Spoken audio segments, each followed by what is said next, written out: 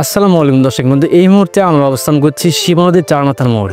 এটি তানোর বাজার থেকে প্রায় আধা কিলোমিটার দূরে অবস্থিত। তো আমরা আজকে চলে এসেছি এই ভাইরাল মুড়ি মাখা খেতে।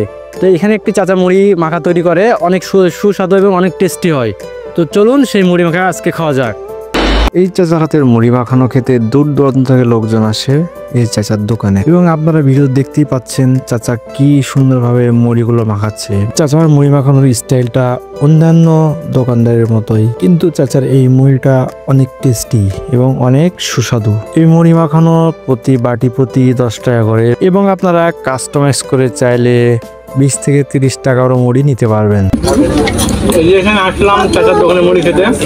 চাচার মুড়িটা অনেক সুন্দর এবং অনেক টেস্টি। লোকজন এখানে আসে, যে কারণে আমরা আসলাম খাওয়ার জন্য। তো অনেক সুন্দর মুড়িটা। চাচার হাতের মাখানো টেস্টি মুড়ি মাখা এবং পাশে রয়েছে শিব নদীর হাওয়া। তো দুইটা মিলে অ্যাডজাস্ট হয়ে আপনাদের একটা মনোমুগ্ধকর সময় পার করতে পারবেন এইখানে। এখন আমরা গেস্টদের কাছ থেকে রিভিউ নেব। ভাইয়া, এখানে যে মুড়ি খেতে এসেছেন, আসলে কেমন লাগতেছে মুড়ি খেতে? মুড়িটা আমরা আসি মাঝে মধ্যে বিকাল করে ঘুরতে আসলে খেতে আসি, খুব স্বাদ। আর এই জায়গাটার নাম কি?